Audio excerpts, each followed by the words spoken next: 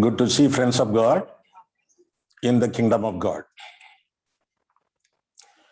Praising God, I want to thank dear pastor and all of you for the gracious opportunity, one more chance given to me to teach the Bible study this evening also. We have been studying and meditating on the book of Acts from first chapter, dealing with few concepts. I want to spend a lot of time on these concepts with a lot of doctrinal focus, emphasis, so that if you are good at this doctrinal knowledge of chapter 1 and 2, it will be very easy for you to follow from chapter 3 till the end. Today our topic is clarification, because there was some confusion among the disciples when Jesus spoke concerning the kingdom of God.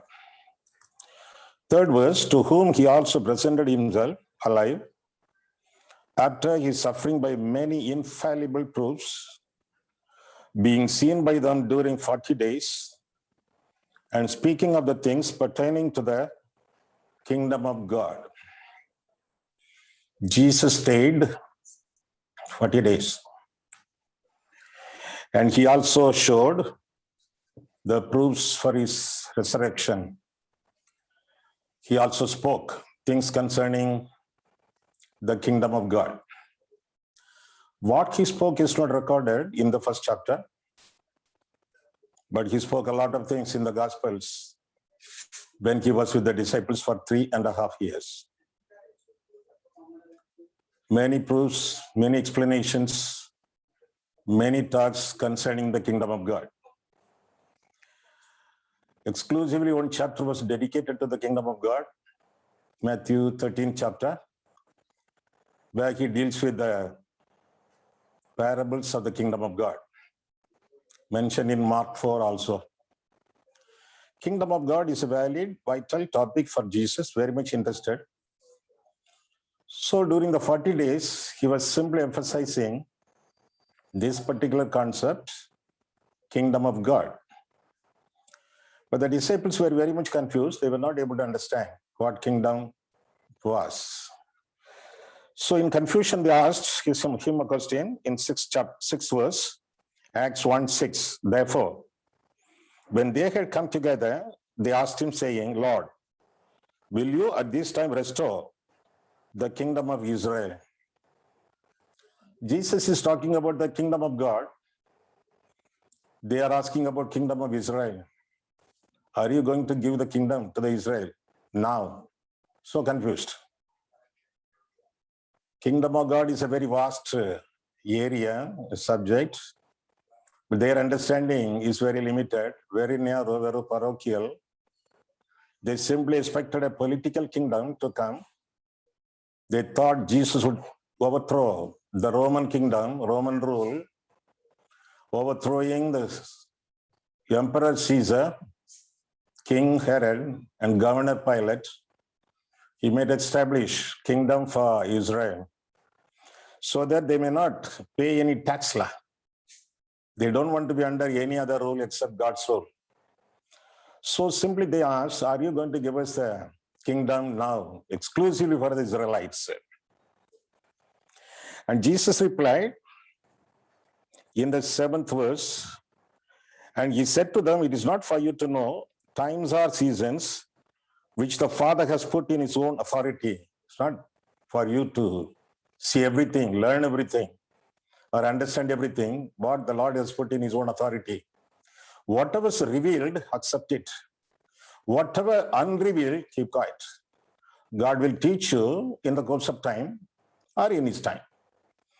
Deuteronomy 29:29 says, whatever revealed belongs to you. Whatever unrevealed belongs to God. So keep quiet and wait for the time to come, because everything is in the authority of God the Father. What is the kingdom of God?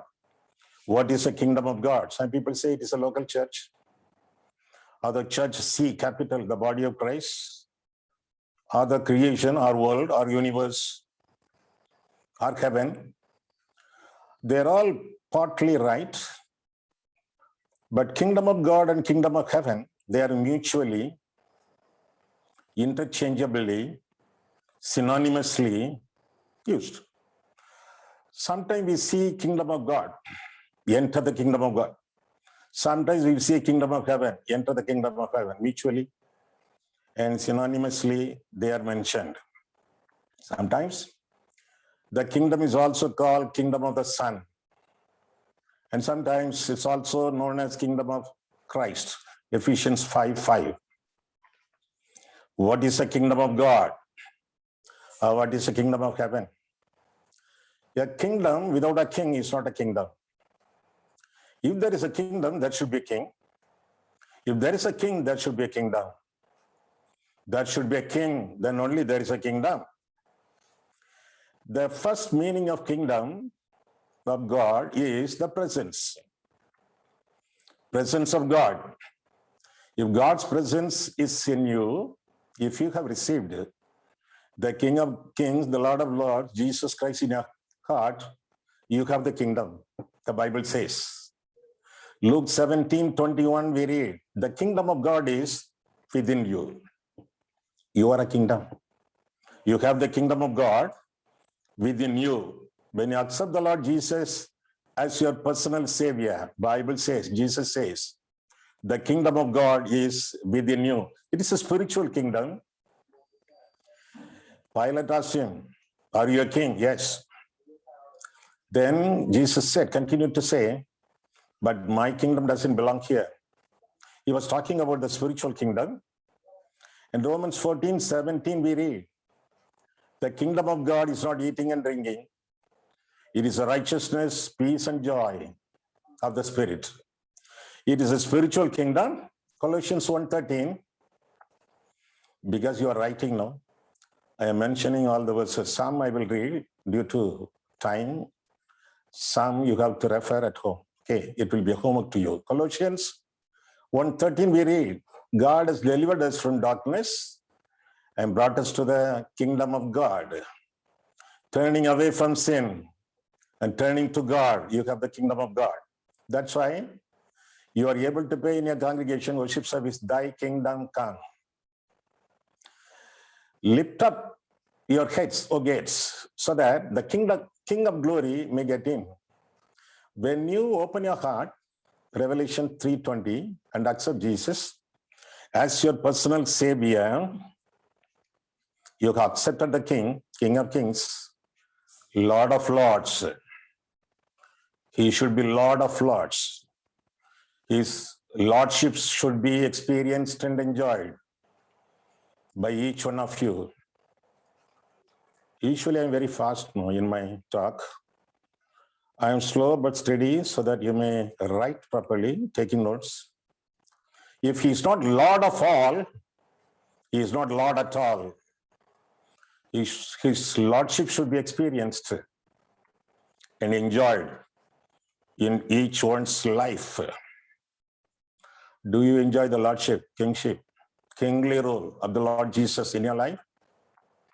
I am very sure Jesus is in your heart. But that's not my question. My question is, are you experiencing the kingly rule, kingship, lordship of Jesus Christ in your life? How to explain that? In a corner of your house, children are playing with toys. So many balls, so many dolls. You're the father. You're sitting on the sofa and reading Times of India. After reading the paper, you throw the paper on the sofa and you go and watch the play of the children. You have 3 children, but there are many in the corner. There are many dolls also. You have gifted them only 7 or 8. But now you see more than 20 or 25. And you are so amazed. You're amazed and you bend down and pick up one toy. Immediately, your child tries, Daddy, don't come and disturb us unnecessarily. This is our corner. Go, Daddy. Go and sit on the sofa and read your newspaper. Don't disturb our play. Don't disturb our enjoyment. Go. Children like the father to be at home, but the children don't like the father to get into their own business and play. They have their own play, their own game, their own business. Though they like the father at home, they don't allow the father, they don't want the father to involve in their own business, in their own play. Many a Christian is like that these days in our churches. They have Jesus in their heart. They don't allow Jesus to invade, to involve in all their privacies and activities. If he's not Lord of all, he's not Lord at all. Pastor visits you. Pastor is visiting you. You're very happy. Suddenly he came. You're so thrilled, enjoyed. But at one corner of your heart, you're simply agitating in your spirit because the front room is okay, but the bedroom is not okay. Other rooms are not okay. And you pull down all the curtains and the toilet is very much bad. You wish the pastor should not go to the toilet in your house. Front room, okay. Other rooms, not okay. Ugly, filthy. The pastor, you don't like the pastor to visit all the rooms, see all the rooms, peep into the toilet. One room okay, other rooms not okay, because the same manner people are living now, Christians are living now. They have accepted Jesus in their heart. One room, the front room, okay. Other rooms, the pastor is a resident, but not a president of your entire house. He will not allow, you don't want him to visit all the rooms. Many a time, it's like that in our Christian life also. The front room, one room, we keep it okay, clean, holy. Other rooms, not okay. The Spirit of God should invade every area of our life, dominate every member of our body for the complete dominion of the Holy Spirit. The fullness of the Holy Spirit is Christ-controlled life. Have you yielded, surrendered all the areas of your life for the complete Lordship of God? Then you are enjoying the kingdom of God. To the Israelites, God said, you are the kingdom of priests. To us, God says, you are royal priesthood, royal, kingly. So where there is a king, there is a kingdom. The kingdom of God is within you. What does it mean? The presence of God. Kingdom means presence. Kingdom of God means presence of God. Secondly, the second meaning of kingdom of God is parousia. What word it is, Pastor? Greek word, P-A-R-O-U-S-I-A. Parousia, the coming of the Lord. That is a meaning. It is a Greek word. Thy kingdom come. You are praying like that. The gospel of the kingdom will be preached in all nations. Then the end will come. That is that. The kingdom of God, kingdom of heaven is likened compared to 10 virgins. They were waiting for the coming of the Lord, bridegroom. The coming of the Lord Jesus is also explained as kingdom of God. He is going to come and he is going to establish his own kingly rule, kingdom, 1,000 years on earth. That's what the Bible says. The coming of the Lord, first of all, presence of God. Secondly, the parousia of the Lord. He will come at any time. Anytime he will come. Are you ready? Are you ready to face the Lord Jesus' face? Revelation 6, many people wanted to see the face of the Lord Jesus at the time of his appearing. They were not able to face. They were willing to perish. They ran at random, praying to the hills, mountains, and then say, fall on us. Who can face the face of the Lord Jesus? Terrible. It was a terrible day for them. Not ready, because no one can see God without holiness. Hebrews 12, verse 14. Ready? A Methodist hymn writer, Horatius Bonar, he wrote like this in a poem, which we have sang. What is that poem he wrote? Be ready for the last moment by being ready every moment. Be ready for the last moment by being ready every moment. Ready? Are you ready for the Lord Jesus Christ? Jesus says, behold, I come. That is a translation in KJV and also in NKJV. I am using NKJV, New King James Version. When you read a version of the Bible, consult your pastor. Because nowadays there are so many versions are coming. Most of the versions are perversions. Be careful. NIV, very good to read. Unnecessary additions. RSV, extremely excellent to read. Unnecessary omissions. Choose your Bible very carefully. Very careful translation should be used by you in your personal meditation and also parish. So in NKJV also it says, behold, I am coming. It's not I come, it's I am coming. That's no present tense. It is a present continuous. Behold, I am coming. That means coming has already commenced. It's on the way. Be ready for the last moment. By being ready every moment. Behold, I am coming quickly. Go somewhere, take a bike. No. I have to go very fast. Auto? I want to go very fast. Taxi.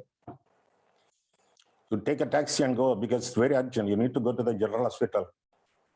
The word quick in Greek is taxios, from which the English word taxi comes.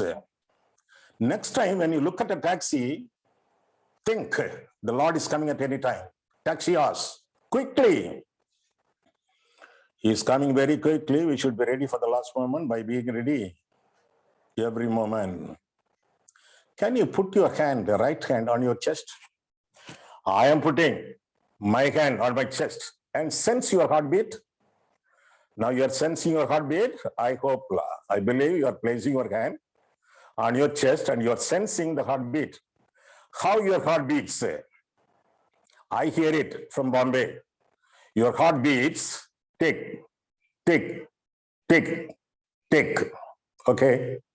But my heart in Bombay, it beats differently. Do you know that? My heart beats quick, quick, quick, quick. What does it mean? He may come at any time, or I may go at any time. Either he's coming or my departure may happen any time. Quick. Ready for the last moment.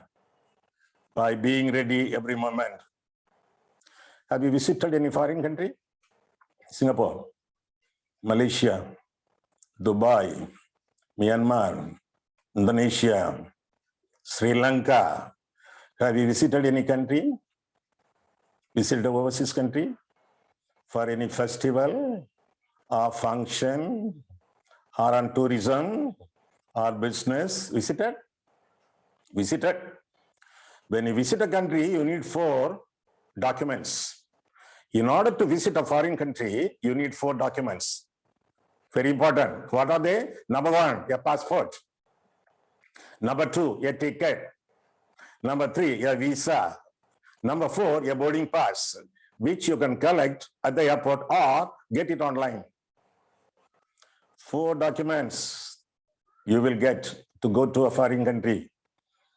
Are they necessary? Very much necessary. What are they again? Passport, ticket, visa, boarding pass. 4 documents. Are they necessary? Necessary. Are they enough? Not enough. They are not enough. You go to the airport with all the 4 documents, and in between you and the plane, there's a row of officers, which is called immigration. Which is called immigration. You submit all the 4 documents to the immigration officer. He will check everything in the computer. There should not be any pending cases against you. There should not be any problem with you, with the police station or a court. If there is any problem, legal case or police case, you will be detained there. You may be sent back, cannot travel. In order to go into the plane, get into the plane, The immigration should allow. What is that immigration? Judgment. Judgment day. You have 4 things in your hand now as a Christian. What you have? You have church membership. You are baptized. And you are saved also. You are involved in so many ministries. All 4 necessary? Necessary. Enough? Not enough. Because there is a judgment day, you are going to be judged. Only when you pass the judgment day, you can get into the kingdom of God. You can fly towards heaven. What the Lord is going to judge? Various things, especially 4 aspects. The Lord is going to judge you and me. I will give you the chapter. You will find the verse. That is your homework, because it's a Bible study, no? You need to do some homework also. So I will give you the references. God will judge your deeds. Revelation 20 verse, find out. Then God will judge your words. Matthew 12, find your verse, find that verse. Then God will judge your thoughts. 1 Corinthians 4. Then God will judge your secrets. Romans 2. Secrets also, Pastor? Yes, secrets. Secret sin? There is no secret sin. Every sin committed is being watched by at least 5 people. No sin is a secret sin. Every sin is a public sin. Publicly watched. 5 people watch. 1, the Father watches. 2, the Son watches. 3, the Holy Spirit watches. 4, the angels watch. 5, the devil, the demons watch. No sin is a secret sin. Every sin is a public sin. Every sin is being watched. And you are accountable to God for every sin you have committed. And it says, behold, I am coming. First of all, Jesus was a revealed king. Revealed king. He was revealed as a king. Especially in the book of Matthew, Gospel of Matthew, Matthew presents Jesus as king. First chapter, the background of Jesus, the genealogy of the Lord Jesus Christ. You can see at least 14 names of kings. 14 kings are there in his genealogy, birth record. Second chapter, when you come to the second chapter, there are several kings now. There are several kings in the second chapter of Matthew. First of all, king of Judea, who is that? Herod. Herod the king. Then wise men from the Orient, several kings. Because they offered 3 gifts, it doesn't mean they were 3 only. No. The tradition of history says there are several, maybe more than 10. They offered 3 gifts, but there are many. The Bible doesn't say they are 3 only, no. Gifts are 3, men, not 3. Bible doesn't mention. And they are called kings from Persia, Persian kings. There is our king, another king, our king. Where is a king of Jews born? The question they came. The king of Jews, Jesus Christ, revealed king in the word of God.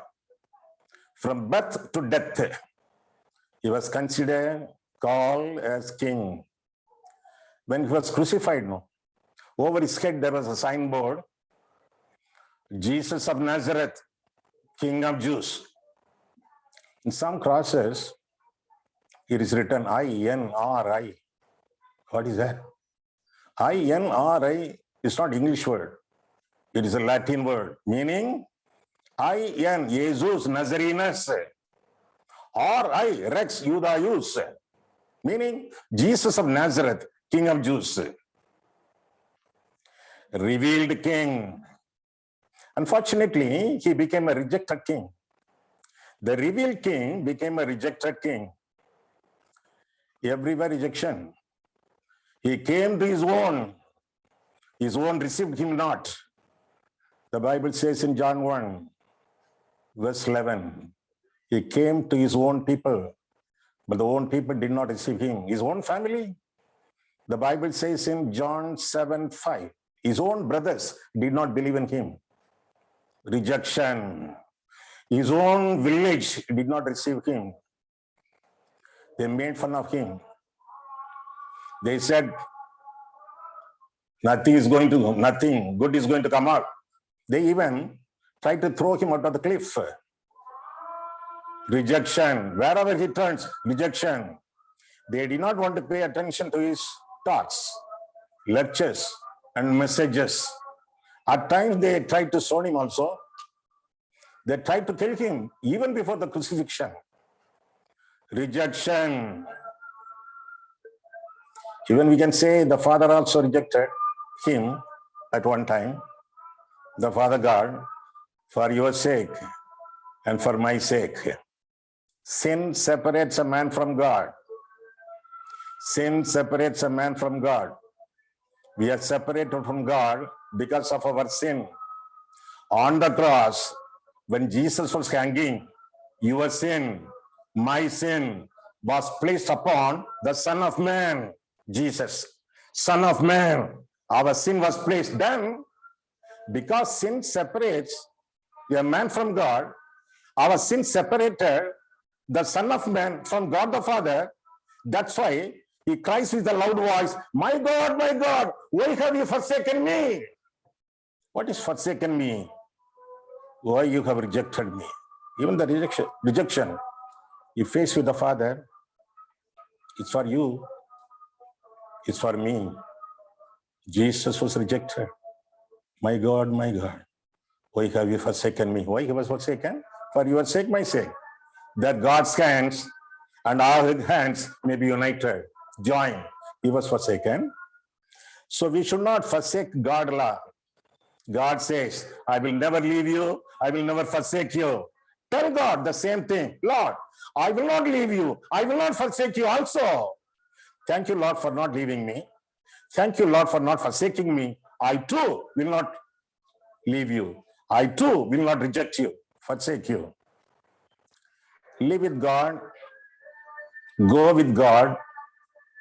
The peace of God that passeth all understanding will fill your heart and mind in Christ Jesus. First of all, revealed king. Secondly, rejected king. Thirdly, returning king. He is going to return at any time. That's what we're talking about now.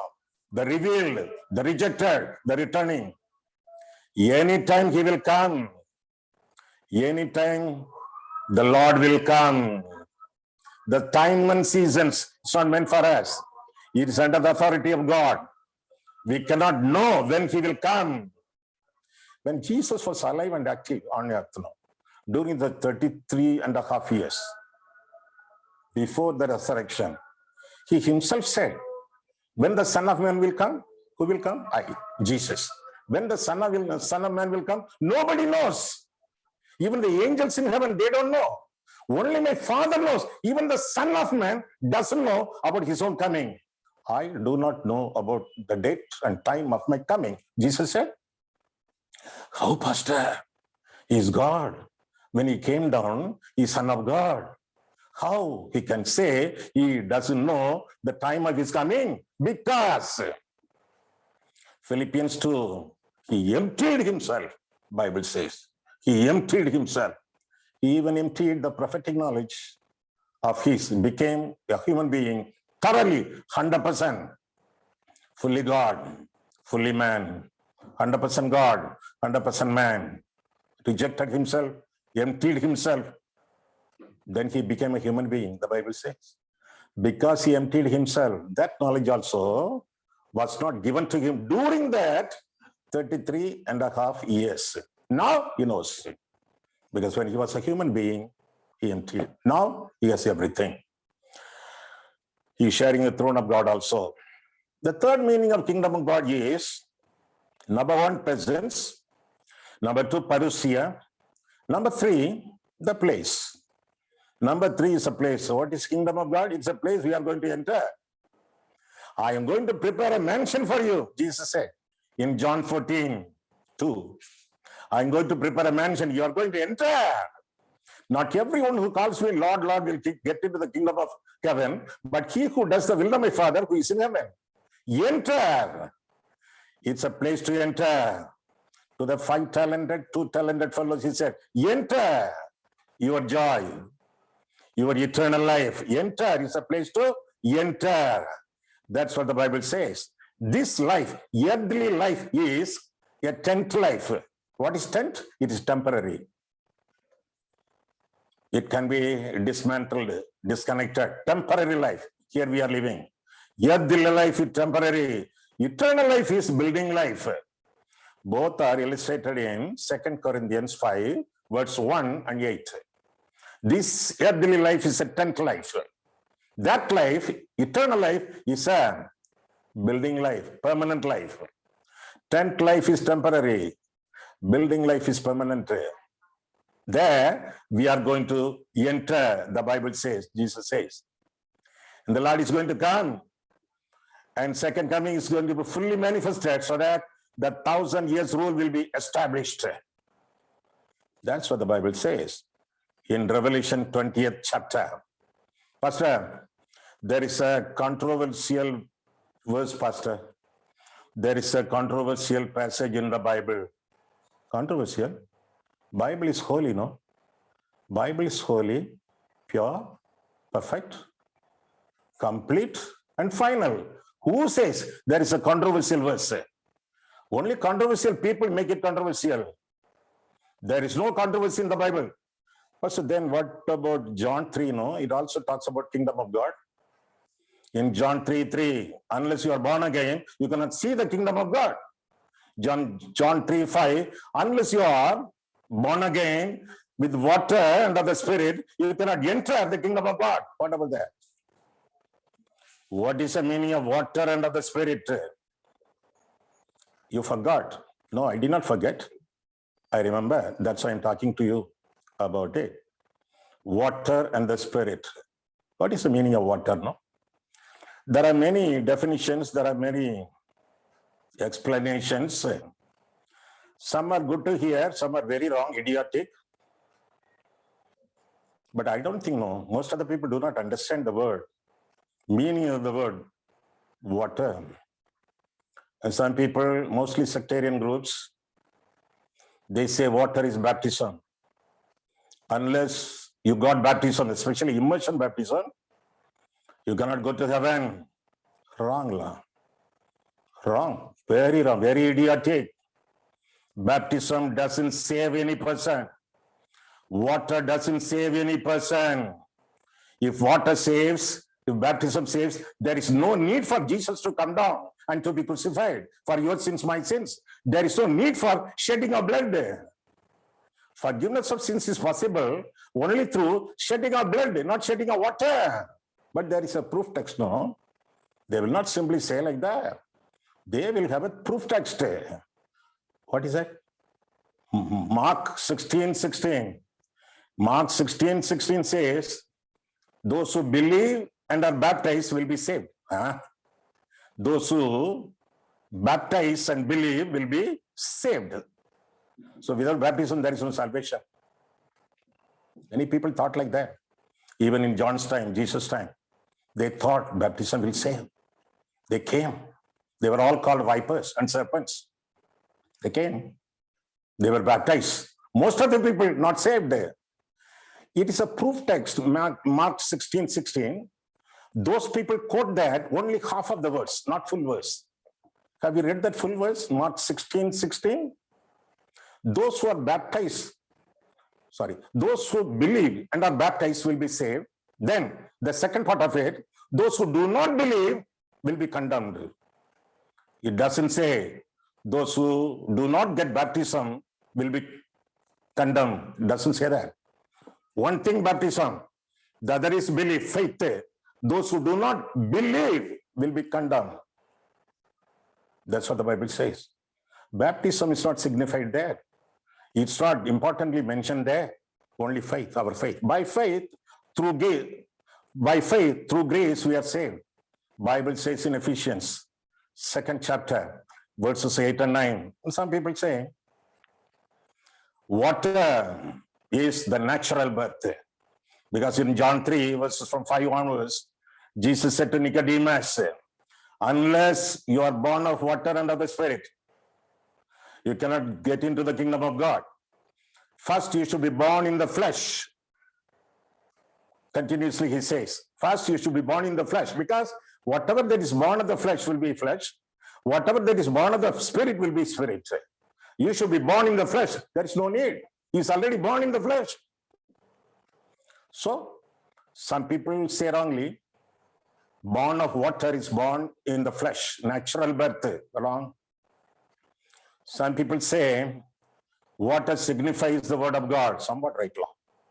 Somewhat right, and not quite right, not 100% right. What is the right thing? I will come back. In 1 Peter, everybody has his own proof text to prove. 1 Peter 1 verse 23. Having been born again, not of the corruptible seed, but incorruptible through the word of God, which lives and abides forever. You are born again by the word of God. Good luck. The Spirit of God uses the word of God in order to implant the seed of God. Good. But in this particular passage, John 3, water is not baptism. Water is not natural birth. Water is not the word of God in this passage. Then what is water, Pastor? You know what parallelism is? Parallelism in English literature, in English grammar. I'm going to teach you grammar. Parallelism. You know that? The meaning of parallelism is two words of single meaning are used to give a double emphasis on a particular point. Only one point. It is illustrated with an emblem or a symbol. A point explained through a symbol. There are so many symbols of the Holy Spirit. Oil is a symbol, anointed with oil, symbol of the Holy Spirit. And dove is a symbol. The Spirit of God descended upon Jesus like a dove. Bible says in Matthew 3. Then water is a symbol of the Holy Spirit in so many Johannine writings. What is Johannine writings? Writings of John. Gospel, epistles, and Revelation. And fire is a symbol of the Holy Spirit. Dew is a symbol of the Holy Spirit. Clothes is or symbol of the Holy Spirit. Rain is a symbol of the Holy Spirit. Wind is a symbol of the Holy Spirit, which John 3 also talks about. Seal is a symbol of the Holy Spirit. There are so many symbols, they are emblems. Parallelism, two words of single meaning. Let me explain through other verses, other references, then come back to John 3. Okay. He is going to baptize you in fire, in Holy Spirit and fire. He is going to baptize you with the Holy Spirit and fire. Matthew 3:11. There is no two baptisms. Baptism with fire and baptism with the Holy Spirit. No. He is going to baptize you with the Holy Spirit. The symbol of the Holy Spirit is fire. Means when you are baptized with the Holy Spirit will clean you, purify you like fire. Gold is purified now. Silver is purified by fire. Similarly, when we are baptized by the Holy Spirit, He purifies us, cleanses us, sanctifies us as fire. That's the meaning. Two words, single meaning. Somebody dies, people around, the dead body, one says, the life gone. The other says, just now the spirit departed. Spirit and life, only word. Only one word, one meaning. In John 6 verse 63, we read, the words that I speak to you are life and the spirit. Two words, single meaning. One more. Ephesians 4:6. We all have one God and one Father. Who is Father? Who is God? God is our Father. That is the meaning. That doesn't mean one God, one Father, they are different. No. They are only one. Two words of single meaning are used to give a double emphasis on a particular point. Unless you are born again with water and of the Spirit. What does it mean? Water is a symbol of the Holy Spirit. When you receive the Holy Spirit, He will quench the thirst for salvation. That is a meaning. Only one meaning. Two words, single meaning. Pastor, we want to ask you one more question. Is there in the Bible a reference for water as the Holy Spirit? Water is a symbol of the Holy Spirit we read from few passages. Any other examples? Any other references? Isaiah 43. In Isaiah 43, we read about it. In Isaiah 44, we read, for I will pour water on him. I will pour water on him who is thirsty, and floods on the dry ground. Okay, water, flood. I will pour my spirit on your descendants and my blessing on your offspring. Water and the spirit. Parallelism. In the Old Testament, we read about it. New Testament, John 7 chapter. Come to John 7 chapter, verses 37, 38, 39. Without knowing John 7 chapter, verses 37, 38, 39, no one is eligible to talk about the Holy Spirit. These words are very must, very important. John 7, have you referred your Bible? John 7 verses 37 to 39. What we are going to learn from there? Water is a symbol of the Holy Spirit. That is what we are going to learn from this passage. John 7:37 onwards. On the last day, the great day of the feast, Jesus stood and cried out, saying, if anyone thirsts, let him come to me and drink.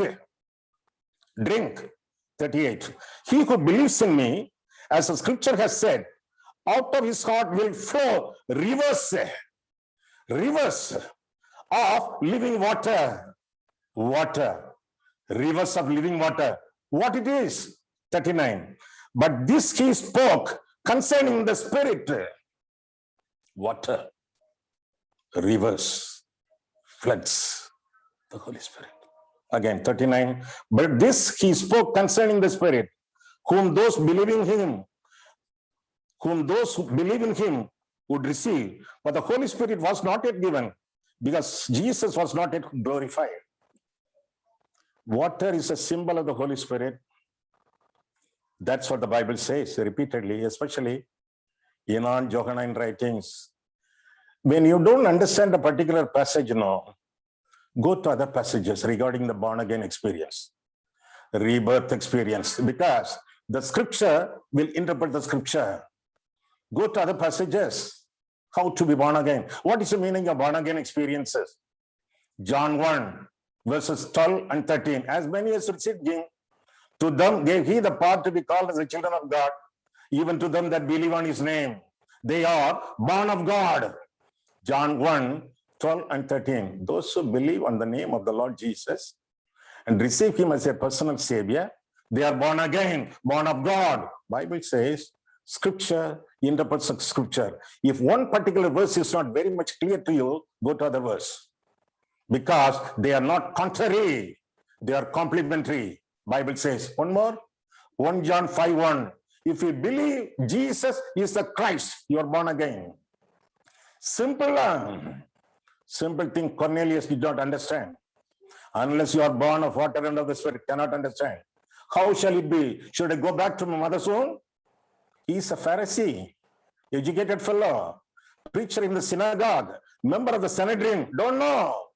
Educated people, they do not know. So they have to refer other passages. Then Jesus very clearly explains to him the born again experience in a very simple manner. John 3:16. For God so loved the world that he gave his only begotten Son. Whoever believes in him should not perish, but have everlasting life. Everlasting life. The kingdom life. If only you believe in the name of the Lord Jesus. John 3:16. Heaven or hell combined.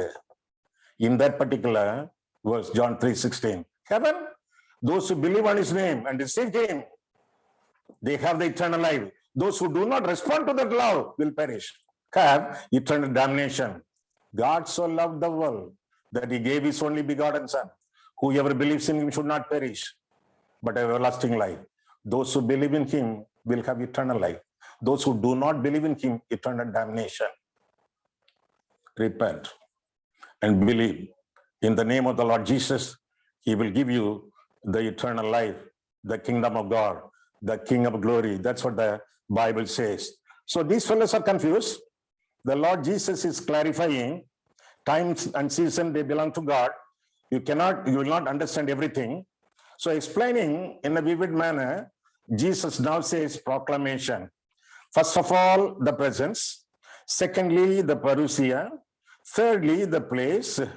Fourthly, the kingdom of God. The kingdom of God should be preached. It should be proclaimed. Matthew 24:14 says, the gospel of the kingdom. The gospel of the kingdom should be preached in all nations. Then the end will come. The gospel of the kingdom should be preached in all nations. Then the end will come. It should be preached. Whatever you have understood, whatever you have learned should be preached. What do you preach? Repent. The kingdom of God is at hand. It should be proclaimed to all nations. Jesus said to the disciples, I have to proclaim, preach the kingdom of God in other cities. One fellow wanted to follow Jesus. I want to follow you, but give me permission to bury my father. Jesus said to him, let the dead bury the dead. Now you go and preach the kingdom of God. The kingdom of God should be preached. That is a great commission the Lord Jesus has given us. The great commission passages are mentioned in all four gospels and also in the book of Acts. I will give you the Bible references you take down and also read them later at home. Okay. Matthew 28, verses 18 to 20. Mark 16, verse 15. Luke 24, 46 to 49. John 20, verses 21 to 23. Acts 1:8. What is Acts 1:8? When the Holy Spirit comes upon you, you will receive power. You will be my witnesses in Jerusalem, in Judea, in Samaria, and to the uttermost parts of the earth. When the Holy Spirit comes upon you, you will receive power. You will receive this particular experience, or you will receive this particular gift. Jesus did not say that. Only two things. You will receive power, and you will be my witnesses in Jerusalem, Judea, and Samaria, and everywhere. Why the Holy Spirit is given to us? The Spirit of God is given to us not for sheep stealing, but for soul winning. The Spirit of God is given to us not for sheep stealing, but for soul winning. We need to preach the gospel to the perishing masses. They should be won to Christ. That's why the Spirit of God is given to us. Acts 1:8. Do you know? Acts 1:8 was disobeyed by the same disciples until they come to 7th chapter. Acts 1:8. When the Spirit of God comes to you, you will be receiving the power and you will become my witnesses everywhere. They disobeyed the commandment. In Acts 2nd chapter, they received the Holy Spirit. They did not move from Jerusalem. They preached in Jerusalem, did not move from Jerusalem. 3rd chapter, they did not move from Jerusalem. 4th chapter, they did not leave Jerusalem. 5th chapter, they did not move from Jerusalem. 6th chapter, they did not leave from Jerusalem. 7th chapter, they did not get out of Jerusalem. The fellows who disobeyed Acts 1:8 were punished in Acts 8:1. Do you know that? Acts 8:1. I know you're very thorough in Acts 1:8. What about Acts 8:1? 8:1, they were all scattered because of the persecution. Acts 8:1, I will read to you. Now Saul was consenting to his death, Stephen's death. At that time, a great persecution arose against the church, which was at Jerusalem, and they were all scattered. They were all scattered throughout the regions of Judea and Samaria. Jesus said to them, leave for Judea, leave for Samaria. They did not leave. So the Lord allowed a persecution so that all of them may be scattered, except the apostles, the full-time pastors. They remained in Jerusalem to take care of, to cater to the needs of the elderly, weak people, sick people. They remained there to take care of the local church there. All others, they were scattered and went abroad. What did they do? They were scattered in all Judea, in all Samaria, another country, nearby country. Scattered. What they would do? where we will stay, where are we going to sleep, what job we are going to find, what business we are going to start, where we will get admission for our children, schooling, where, what shall we do? Usually the selfish thoughts, no? Self-centered thoughts will arise. But what they did, the spirit-filled people, when they were scattered, what they did, fourth verse. Therefore, those who were scattered went everywhere, preached the word. They preached the word. The scattered people went abroad and preached the gospel to the perishing masses. Church grew. That's what the Bible says. It was only 3,000 initially, then 5,000, then it was multitude. That's what the Bible says. Preach the gospel to perishing masses. For that only the Spirit of God is given to us. Pastor, if I preach the gospel, who is going to listen? This is a hard ground. Goa is a hard ground. Bombay is a hard ground. India is pervaded with idols. Hard ground, Pastor. This is not a hard ground. This is God's ground.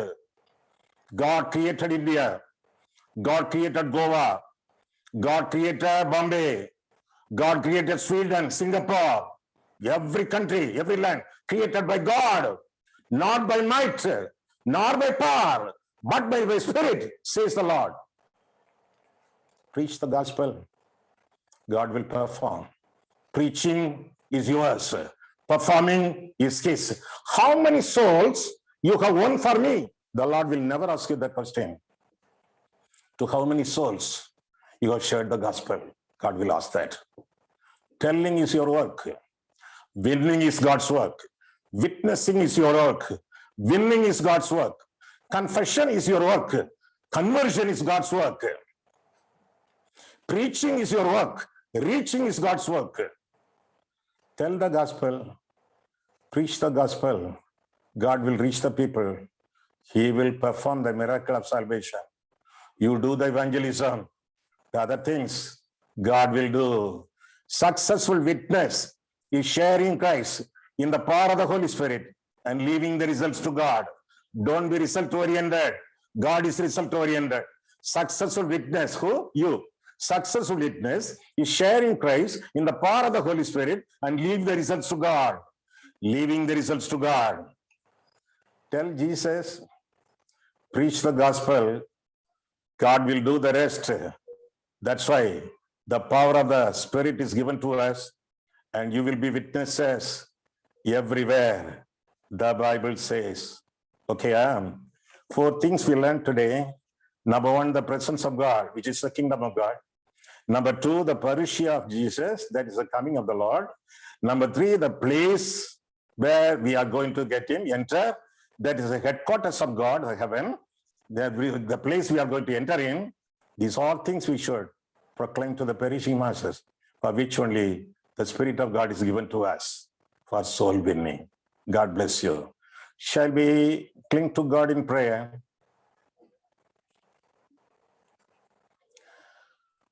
Loving Lord, our Heavenly Father, we thank you, Lord, for the time of fellowship in the body of Christ. Thank you, Lord, for the word, which is very precious to us. Thank you, Lord, for teaching us, for our understanding. Thank you, Lord, for the concept of the kingdom of God, which is simply described to us today.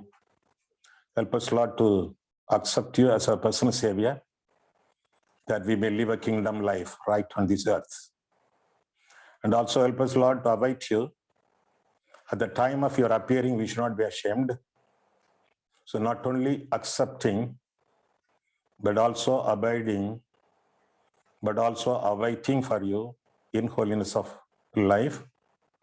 Thank you, Lord, the word that is presented to us in the power of the Spirit. Help us, Lord, to proclaim this gospel to other people living nearby, next door, in the school, in the college, in our working place, business center, in our church, everywhere. We are very grateful to you. We are very grateful to you because you died for us on the cross. In thanks and gratitude, it is our bounden duty to preach the gospel to other people for whom also you died. Help us, Lord, to be successful witness in this life. All these things for the glory of God. We ask in the name of our Lord and Savior, Jesus Christ. Amen.